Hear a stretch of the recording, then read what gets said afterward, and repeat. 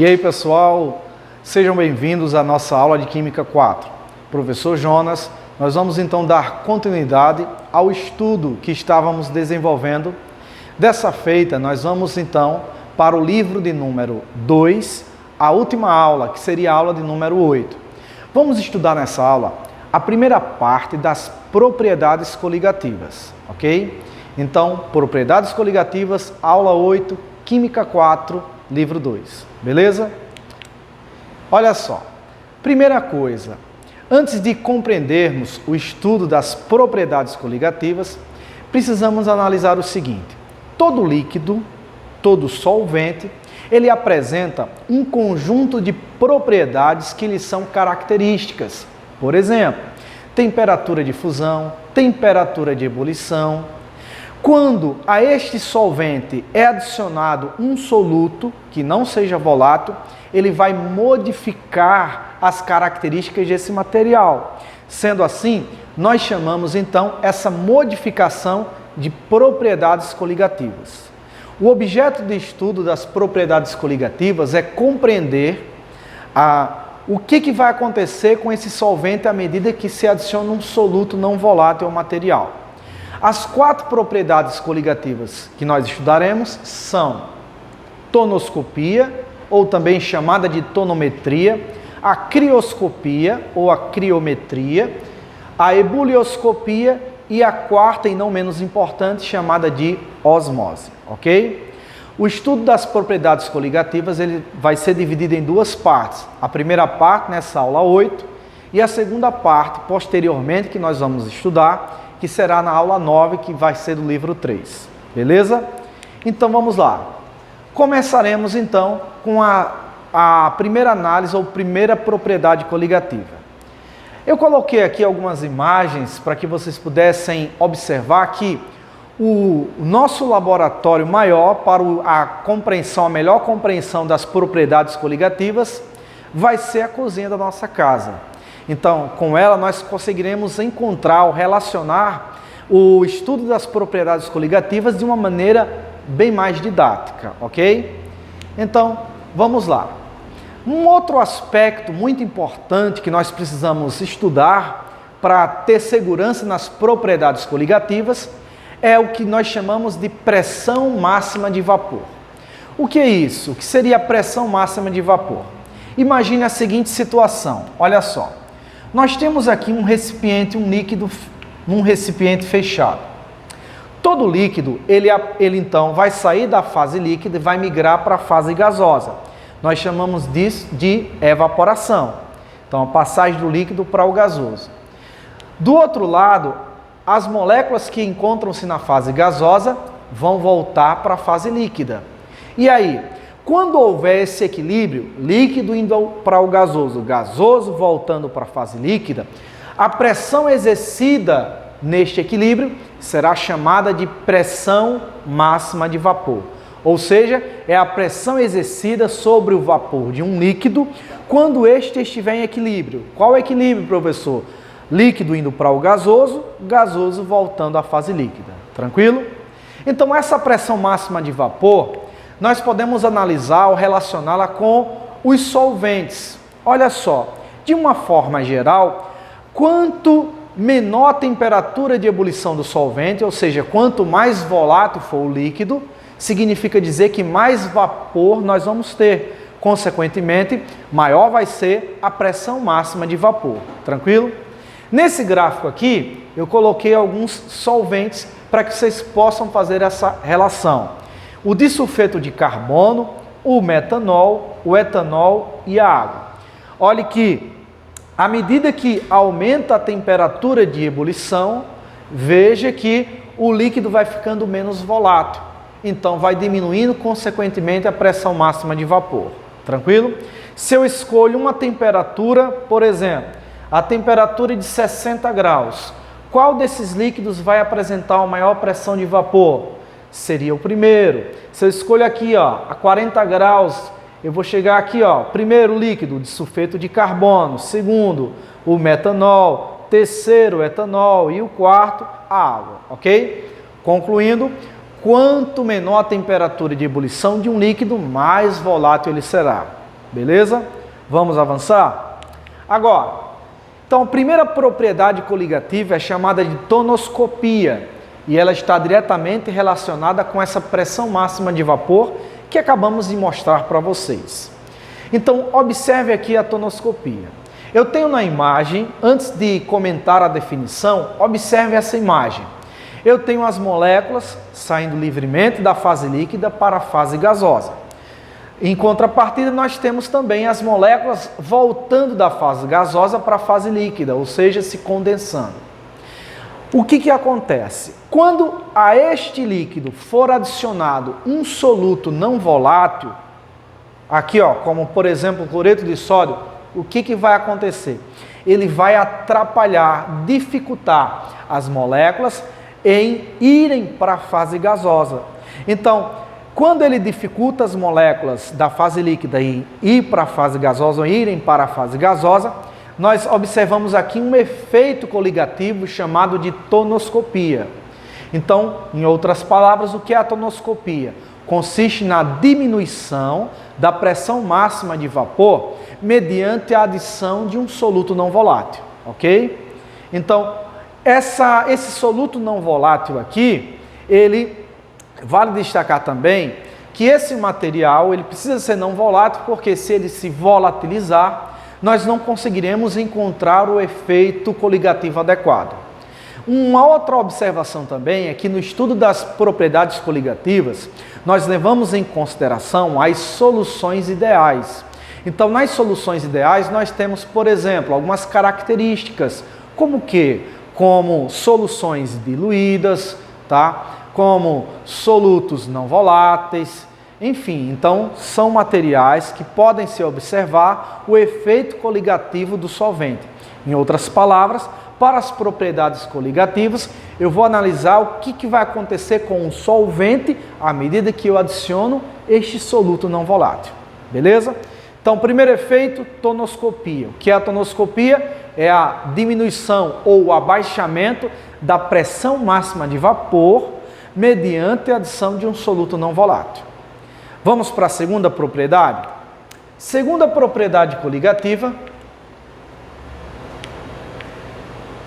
Segunda propriedade coligativa, nós chamamos de crioscopia.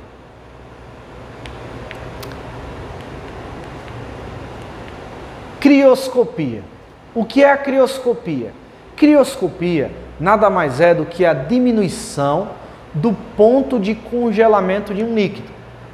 Então, eu tenho aqui um líquido normal como a água, supondo que eu esteja numa pressão de 1 atm, ele vai congelar a uma temperatura de 0 graus Celsius. Mas o que aconteceria com este líquido se eu adicionasse a ele um soluto não volátil? Nessa imagem aqui, nós usamos a glicose. O que acontece quando eu adiciono açúcar à água? Ela vai diminuir a temperatura para que esse material, esta solução, ela possa ser congelada. Quanto maior a quantidade de soluto, então mais baixa vai ser a temperatura de congelamento. Esse efeito é chamado de crioscopia. Portanto, crioscopia, diminuição do ponto de congelamento mediante a adição de um soluto não volátil. Tranquilo? Nós vamos analisar também um aspecto um pouco mais técnico. Um cientista chamado de Raut, ele então faz uma análise das propriedades coligativas e ele consegue traduzir por meio de leis que ficaram conhecidas como as leis de Raut. Para a tonoscopia, que nós estudamos agora há pouco, a lei então que caracteriza esse processo é a seguinte. Olha só, a lei de Raut para a tonoscopia. Vamos imaginar então essa situação. Aqui eu traduzi para vocês em um gráfico. Eu tenho o ΔP, que seria a minha variação de pressão absoluta, ou seja, a pressão absoluta de um solvente. P, aqui eu tenho solvente puro e solvente na solução. Então, a lei de Raut, ela nos diz o seguinte, que a variação da pressão, só que agora relativa, ou seja, o ΔP sobre o solvente puro, é o que a gente chama de pressão relativa do solvente. A variação da pressão relativa será igual à constante tonoscópica vezes a molalidade. E o que seria essa constante tonoscópica? Nada mais é do que uma relação entre a massa molar do solvente dividido por 1000. Um exemplo, a água. Quanto é a massa molar da água? 18. Então, qual é o valor da constante tonoscópica? Seria 18 dividido por 1000, que dá 0,018. Essa seria a constante tonoscópica para a água, ou solvente água. Então, a lei de Rault para a tonoscopia, ela diz que a variação da pressão do solvente, ela vai ser diretamente proporcional à molalidade, ou concentração molar. Tranquilo? Agora, qual seria a lei de Rault para a segunda propriedade que acabamos de estudar, chamada de crioscopia? Olha só, a lei de Rault para a crioscopia, ela diz o seguinte: vai ser igual a constante crioscópica vezes a molalidade. Professor, essa variação da temperatura de congelamento, ela pode ser medida quando a questão de Sé para vocês, ela vai deixar muito bem claro. Adote que a constante crioscópica desta solução, deste solvente, será igual, ele vai dar o valor tudo certinho, não precisa se preocupar. Aqui, mais uma vez, lembrando, nós temos um aspecto mais técnico para as propriedades coligativas, é o que a gente chama de lei de Rault. Então, repetindo, qual a lei de Rault para a crioscopia? Seria que a variação da temperatura de congelamento, ela é diretamente proporcional à molalidade, ok? Então, o Kc nós poderemos encontrar já na própria questão. Ele já vai deixar tudo bem claro para vocês, ok? Próxima propriedade coligativa, nós chamamos de ebulioscopia. O que é ebulioscopia? Seria o aumento da temperatura de ebulição de um líquido quando nós adicionamos a ele um soluto não volátil. Um exemplo, quando você está em casa preparando um macarrão, você coloca a água para ferver e no momento que a água está fervendo, você adiciona o sal. Note que, por alguns instantes, aquela água deixa de ferver e logo em seguida ela continua fervendo. Por que isso acontece? Porque a adição de um soluto não volátil ao solvente faz com que haja necessidade de uma maior temperatura de ebulição. Esse efeito é chamado de ebulioscopia, ok? Aumento da temperatura de ebulição mediante a adição de um soluto não volátil. Então eu tenho aqui a água, há uma temperatura, a pressão atmosférica de 1 atm, a água ela vai ferver a 100 graus. Mas se eu adiciono um soluto não volátil, como um açúcar, um sal, o que vai acontecer com a temperatura de ebulição? Ela vai aumentar, ok? Nome do efeito, ebulioscopia. Tranquilo? Qual a lei de Rault para a ebulioscopia? Seria o seguinte, que a variação da temperatura de ebulição ou a elevação da temperatura de ebulição seria diretamente proporcional à molalidade. Em outras palavras, a elevação da temperatura de ebulição seria igual à constante ebulioscópica ou ebuliométrica vezes a molalidade. Não precisam se preocupar porque nas questões também elas já vão deixar muito bem claro os valores das constantes, ok? Se for uma questão que se referir à ebulioscopia, ela vai dizer, adote que a constante ebuliométrica seja igual, aí vai dizer o valor da questão da constante, ok? Cada solvente vai ter a sua constante, tranquilo? Então, recapitulando o que nós estudamos, as propriedades coligativas que nós estudamos nessa aula são 3. Quais são? Tonoscopia, que seria a diminuição da pressão máxima de vapor pela adição de um soluto não volátil. Segundo, crioscopia, que seria a diminuição da temperatura de congelamento pela adição do soluto não volátil. E terceira propriedade, ebulioscopia, que seria o aumento da temperatura de ebulição mediante a adição de um soluto não volátil. Tranquilo? Então, a nossa aula de hoje ela vai se restringir a essas três propriedades coligativas. Certo, gente? Vamos para as questões de sala? Olha só. Primeira questão de sala, nós encontramos o seguinte, foi uma questão do Enem. A panela de pressão permite que os alimentos sejam cozidos em água muito mais rapidamente do que em panelas convencionais. Sua tampa possui uma borracha de vedação que não deixa o vapor escapar, a não ser através de um orifício central sobre o qual assenta um peso que controla a pressão. Quando em uso, desenvolve-se uma pressão elevada no seu interior. Para a sua operação segura, é necessário observar a limpeza do orifício central e a existência de uma válvula de segurança, normalmente situada na tampa. O esquema da panela de pressão e um diagrama de fase da água são apresentados abaixo. Aí vocês têm aí na imagem no material de vocês.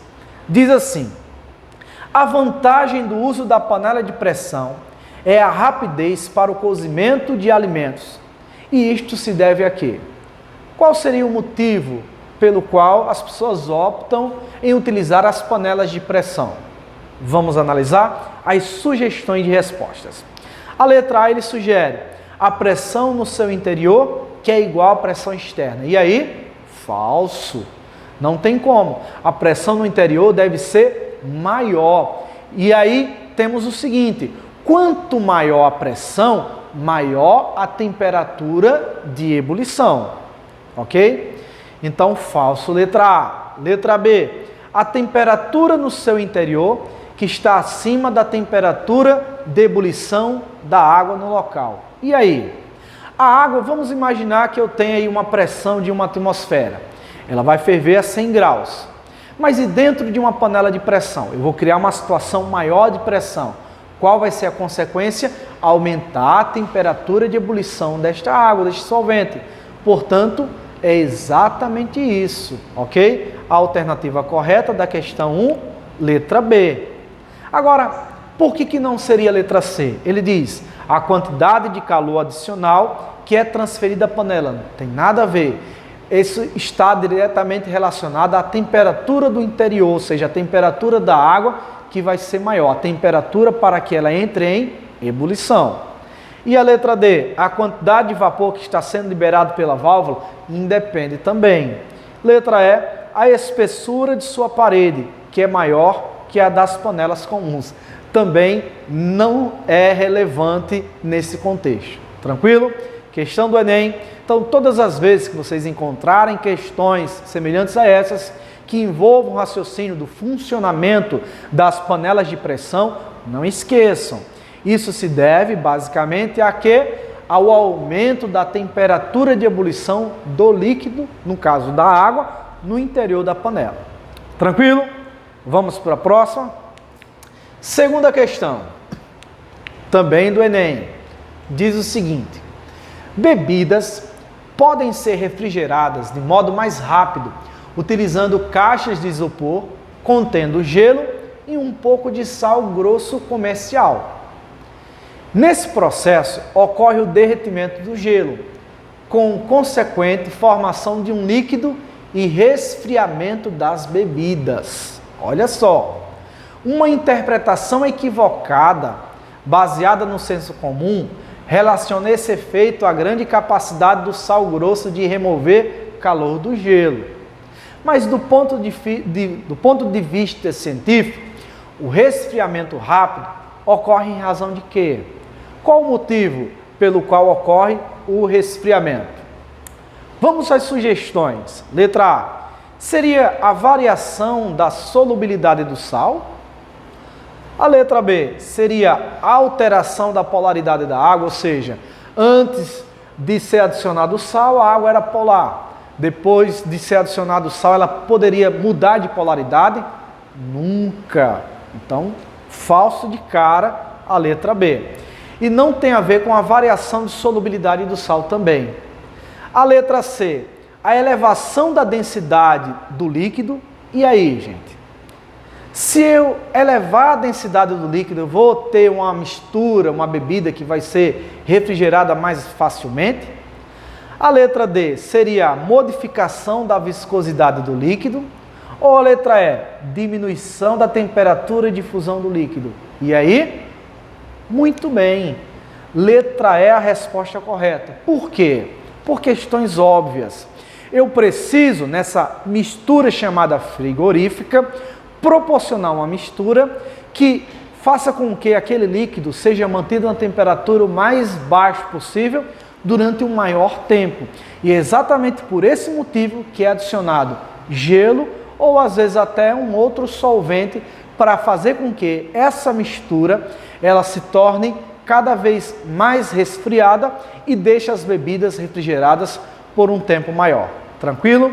Então tá aí, ó. Seria o objetivo diminuir a temperatura de congelamento, ok? Então, propriedade, crioscopia, beleza? Vamos mais outra? Próxima questão.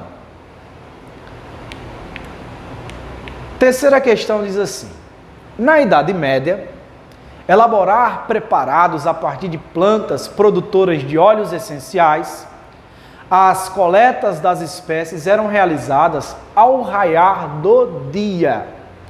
Vejam só, ao raiar do dia, nas primeiras horas. Naquela época, essa prática era fundamentada misticamente pelo efeito mágico dos raios lunares, que seria anulado pela emissão dos raios solares.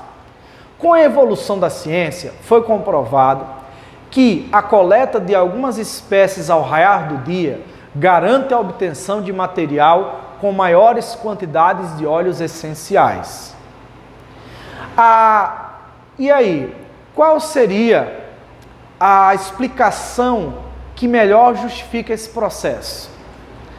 Então, letra A explicação científica que justifica essa prática se baseia na volatilização das substâncias de interesse. Letra B seria polimerização de óleos catalisada pela radiação solar. Está existindo a formação de polímeros. A letra C, solubilização das substâncias de interesse pelo orvalho. Então, são substâncias que vão se dissolver no orvalho que é constituído de água majoritariamente. Letra D, oxidação do óleo pelo oxigênio produzido na fotossíntese. Ocorrem reações químicas aí. Ou letra E, liberação das moléculas de óleo durante o processo de fotossíntese. E aí, já ouviu fotossíntese liberar óleo? Claro que não. Então, qual a resposta correta, meus doutores? Seria a letra A. Mas por quê? Por questões óbvias. Essa prática acontecia, olha só, eles iam fazer essa colheita nas primeiras horas do dia. Isso por quê?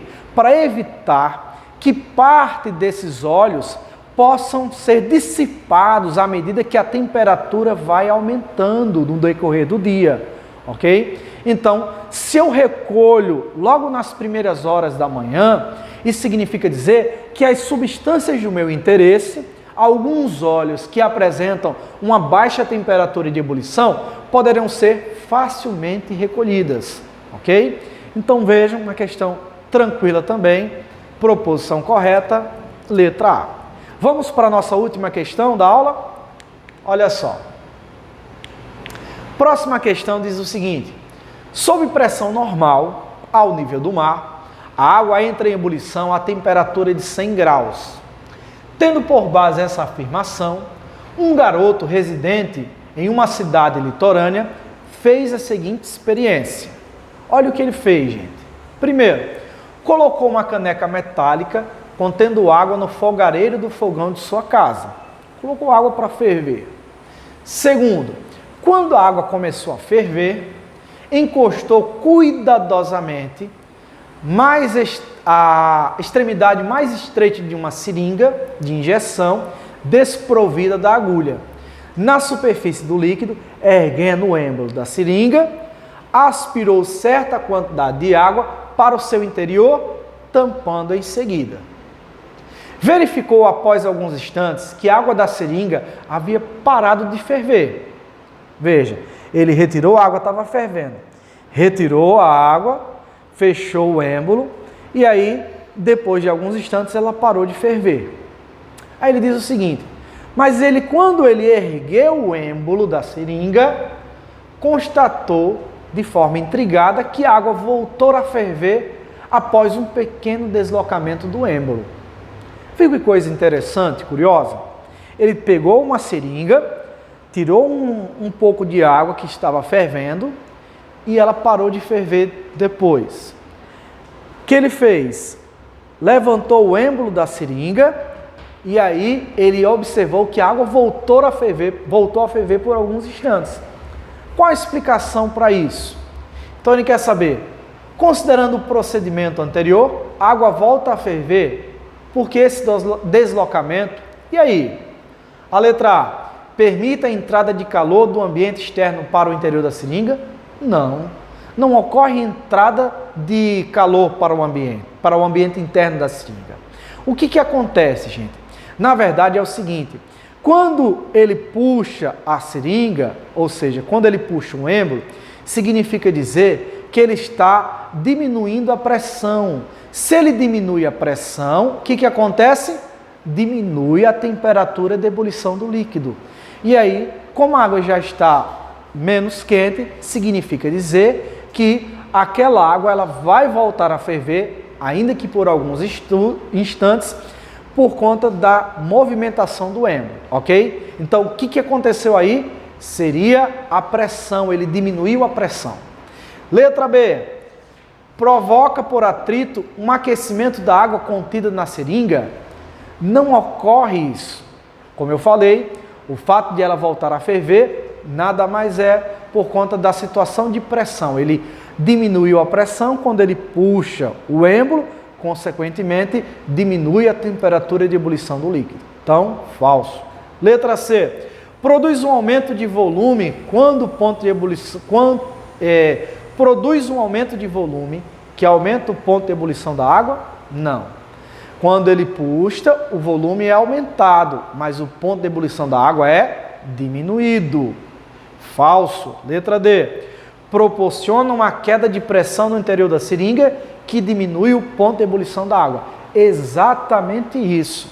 Esse é o objetivo. Quando ele puxa o êmbolo, o que vai acontecer? A situação de pressão ela vai diferenciar, ou seja, diminui a pressão, como consequência, nós vamos ter uma menor temperatura de ebulição. Então, por isso que o líquido volta a ferver por alguns instantes. Tranquilo? Então, a alternativa correta é a letra D. E a letra E? Possibilita uma diminuição da densidade da água que facilita a sua ebulição? Também não está relacionada com a densidade desse material. Tranquilo? Então, gente, por hoje é só. Essa, portanto, foi a nossa primeira aula de número 8. E aí a gente encerra esse livro número 2 com o estudo das propriedades coligativas. Não esquece de que, à medida que as dúvidas forem surgindo, depois nós vamos ter um momento específico para tirá-las com vocês. Tranquilo? Um forte abraço e até a próxima aula.